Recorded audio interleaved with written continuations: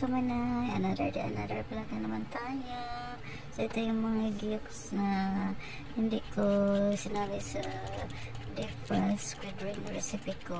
So ayan, so nilagyan ko na yan ng mango na condensed milk para hindi tumigas. Ayan, so minimix ko siya, pero nilagyan ko din ng yung whole egg na 5 whole egg. Then nilagyan ko ng jersey na evap. So yung jersey na ang ginamit ko kasi mas mura. Pwede naman yung ibang milk na evap. Then nilagyan ko yan ng magic mango chunks na gulaman. So gagawa ako ng gulaman. So dalawang pack lang ng yan, magic gulaman. Yan, stir it. Okay, so almost boiled.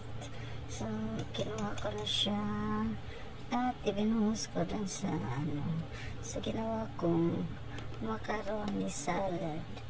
Ayan, so nilagay ko siya dyan. Ayan, sa ibabaw.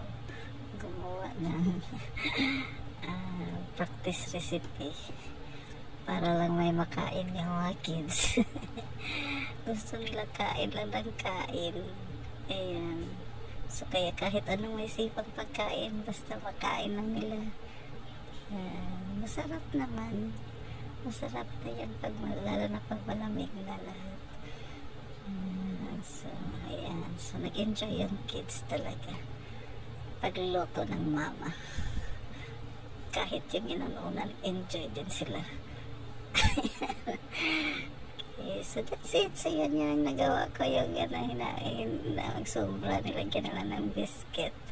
So yan, so in-slice ko na kasi gusto agad nilang tikman pagkatapos na pinalamig ko ng mga ilang minutes, hindi pa masyadong malamig, pero yung macaroni malamig na. So yan, so tinikman na. Yan, so that's it.